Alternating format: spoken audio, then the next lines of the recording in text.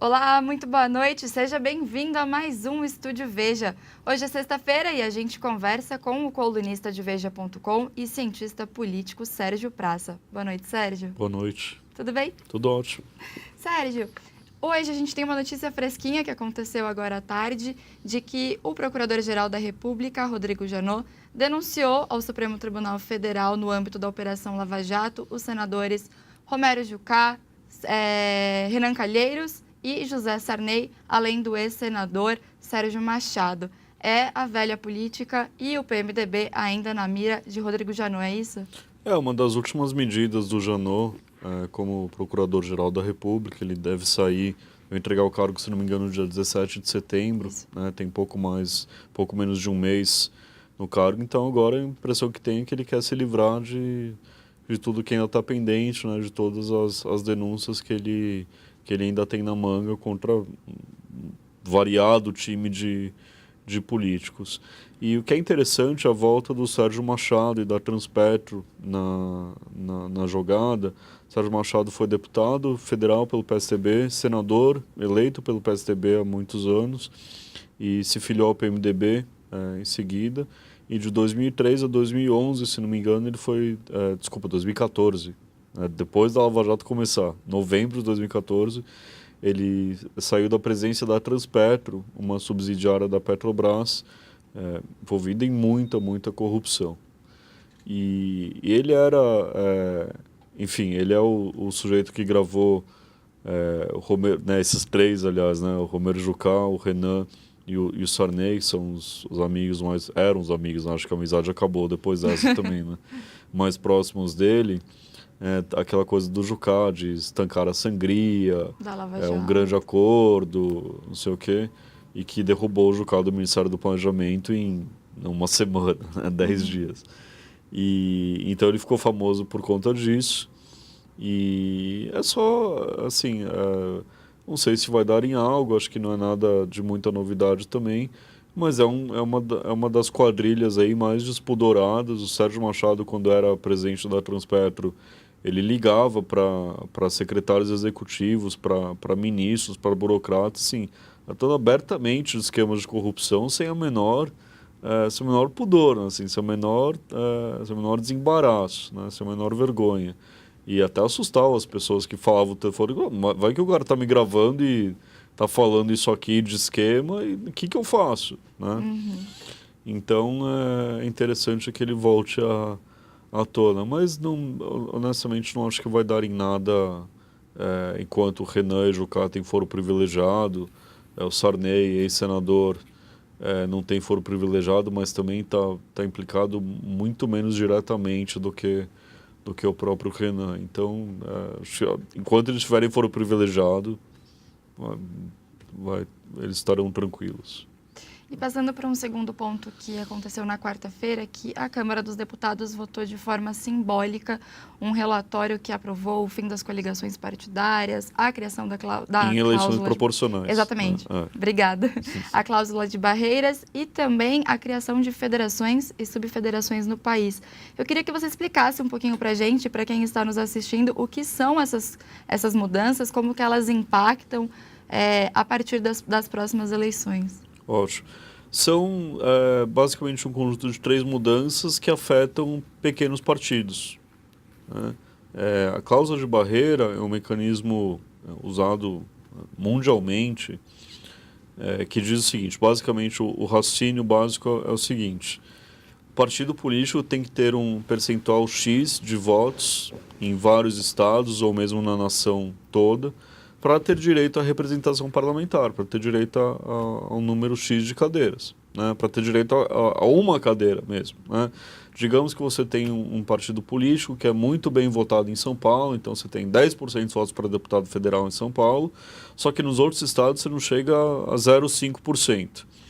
Com cláusula de barreira, está fora, está excluído. Né? Quer dizer, exclui partidos pequenos, né, que não conseguem uma porcentagem mínima de votos em vários estados, exclui também partidos, entre aspas, regionais. né? Então, se você... Que nem o caso do Brasil, eu acho difícil pensar em um partido hoje que assim, é muito forte em uma área e muito fraco em todas as outras, né? Acho que não tem nenhum exemplo assim, mas é um tipo de partido que se daria mal no novo sistema. Então, assim, é basicamente uma coisa que está em discussão há muito tempo já. Em 1995, 22 anos atrás, foi aprovada a cláusula de barreira para entrar em vigor em 2006, né, 11 anos depois, só que era uma cláusula muito alta, 5%. Se não me engano, só a Alemanha tem uma cláusula tão alta assim. A média, segundo os cientistas políticos Jordan Nicolau, é entre 2% e 3%. Tá? E a que foi aprovada agora, salvo engano, desculpa, é muito detalhe, né? Sim. Posso estar errando uma coisa ou outra, mas salvo engano é 1,5%. Né? Acho no máximo 2%, mais que 2% não é, certamente não é. Talvez seja até menos do que isso. Então, assim, uma cláusula generosa. Né? Vai excluir alguns partidos? Provavelmente, mas não muitos. Né? É interessante o momento em que isso está sendo proposto também. No ano que vem a gente vai ter alguns partidos novos disputando e é um desafio para eles ultrapassar essa barreira. Né? E não é muito rápido para entrar já, por exemplo, no ano que vem? O normal é você ter um tempo maior. Né? Na verdade, sim, entra em vigor o ano que vem e vai endurecendo até 2030. Né? Então, tem regras, né, periódicas. Então, sei lá, ano que vem, digamos, 1,5%. Em 2022 sobe para 3%. E 2030 chega a 5%. Alguma coisa assim, tá? Mais ou menos essa gradação. Né? Para os partidos se adaptarem né, e conseguirem se adequar às novas regras. E tem uma outra regra que não existe, que também vai começar a existir, que é a das federações. O que é isso? É uma maneira de você fazer coligação. Então, você tem fim de coligação em eleição proporcional, né, eleição para deputado, por exemplo. E é uma maneira, assim, de você... O que é a federação? Como definiu bem o senador, né, o ex-senador Aloysio Nunes Ferreira, do PSB. É um casamento, né, uma coligação com um prazo fixo de 4 anos. Né? Então, assim, eu sou o PT e quero me coligar ao PMDB para deputado federal em São Paulo e posso fazer isso, certo? Por eleição proporcional, desde que PT e PMDB, atuemos juntos como um partido só na Câmara dos Deputados nos próximos 4 anos. Claro que PT e PMDB não vão fazer isso nunca, certo? Mas partidos menores talvez façam. Né? Então é uma maneira de incentivar a união de partidos menores, que tem um efeito que é bom para o sistema como um todo, que é de diminuir o número de partidos. Você acha que, de certa forma, isso pode ajudar, então, na política a partir Sem da dúvida, implementação sem dessas dúvida. mudanças? Eu acho que é uma boa mudança, sim. Né? Só que, assim, ainda é uma cláusula de barreira muito generosa comparada a de outros países. Né? O próprio percentual é bem generoso. Acho que, assim, se eu decidisse, eu colocaria no mínimo 4%. Tá? Mais que isso também acho que é muito. Então, assim, ainda sufoca os pequenos partidos, assim, um pouco. Mas aí a resposta é boa. Então, legal. Então, tenha mais votos, né? Quero mais, tenha mais votos. Convença mais pessoas a votarem em você. Você chegou já a comentar também sobre o fim das coligações proporcionais nesse meio, né? Isso. Então, tá bom. É só porque também ficou para a semana que vem, na próxima terça-feira, a Câmara votar o sistema eleitoral, que eles estão pensando em mudar do proporcional para o distritão, semidistritão, que a gente já veio comentando, e também, principalmente, a questão de como as campanhas vão ser financiadas a partir de 2018. Como que você vê essa mudança, por exemplo, que agora eles estão pedindo, e já voltou a ser discutido, que as empresas voltem a financiar as campanhas, sendo que foi uma medida que o Supremo Tribunal Federal decidiu em 2015 que era inconstitucional. Como que você vê essa proposta? Olha, é possível que volte, mas acho improvável. Acho que... O problema é que a gente está entre duas propostas impopulares. Né?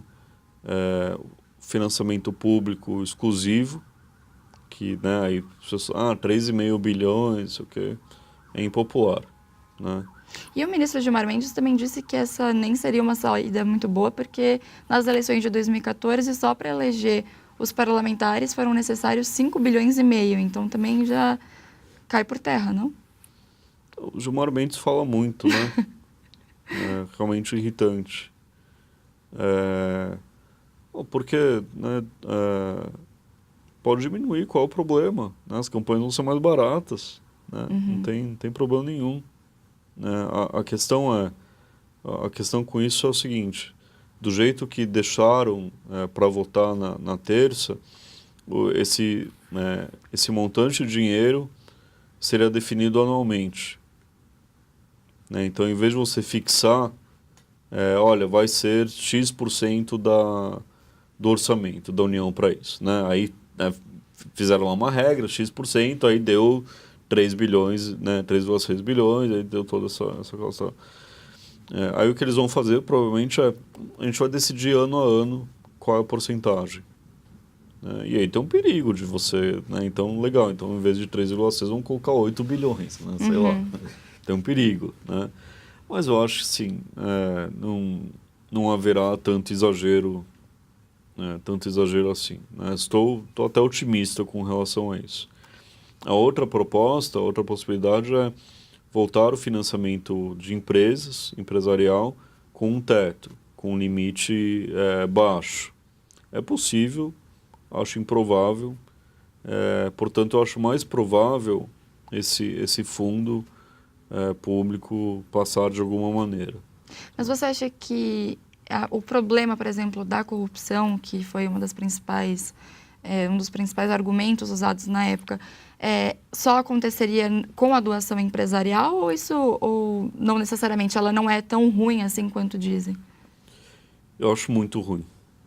Acho muito ruim. Se o limite não é baixo, é muito ruim. A gente viu nas últimas eleições, nos últimos 20 anos pelo menos, né? As eleições de 2014, o Odebrecht e o JBS dominaram. Né? E como a Lava Jato mostrou, você tem corrupção com financiamento legal e com financiamento ilegal. Né? Então as empresas que doam muito de maneira legal também doaram muito de maneira ilegal. Então assim, eliminar isso é muito bom, é muito desejável.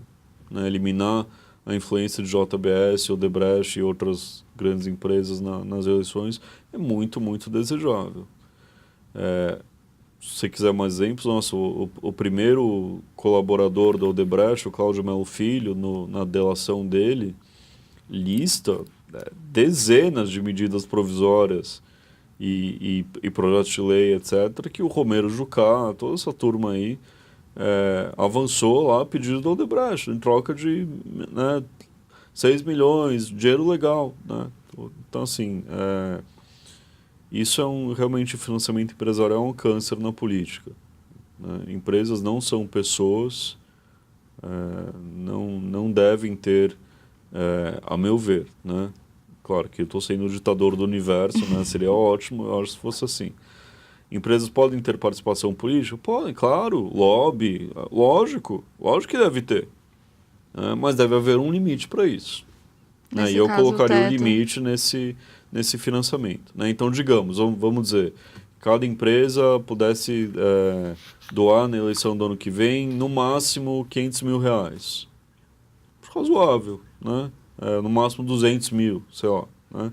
Você expressa uma preferência, você tem um pouco de acesso, mas diferente dá 10 milhões, 15 milhões, 20 milhões. E para vários partidos, né? Porque você falou da preferência, foi o que não aconteceu nas eleições de 2014. Pois na verdade, sim. Eu, empresa, dou dinheiro para quem tiver lá e tudo bem, né?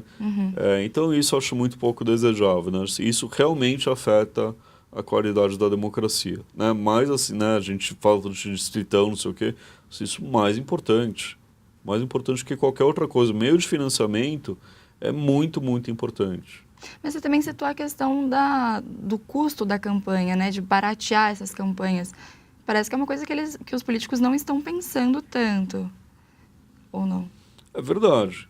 Né? A gente pensa muito, mas eles menos. Eles pensam em como angariar esse dinheiro, mas não pensaram e assim, ainda em diminuir esses eles estão numa custos. posição complexa mesmo, porque, de fato, se mesmo, digamos até que financiamento empresarial volte e tal, nossa, não vai ser a farra que era antes também. As pessoas estão mais de olho, né? Imagina se, digamos que o Odebrecht, né, que empresas possam voltar a financiar ano que vem. Nossa, vai ter jornalista todo dia ligando para o Odebrecht, e aí, para quem que vocês mandaram dinheiro? E aí, como anda? O Né? site do TSE vai... E as pessoas nas últimas eleições já olharam bastante isso, né? Quer dizer, tá mais fácil acompanhar também. Com Né? certeza. E se você mente alguma coisa lá, você vai pagar por isso depois também. Né? Então, de qualquer maneira, a eleição do ano que vem já vai ser diferente nesse sentido. E para a gente finalizar a nossa conversa, eu queria tocar num outro ponto, que é o anúncio do governo federal de algumas privatizações. Esse anúncio foi feito na quarta-feira e inclui Eletrobras, Casa da Moeda, 14 aeroportos e 15 portos. Como que você analisa essa medida, Sérgio? Surpreendente foi a Eletrobras.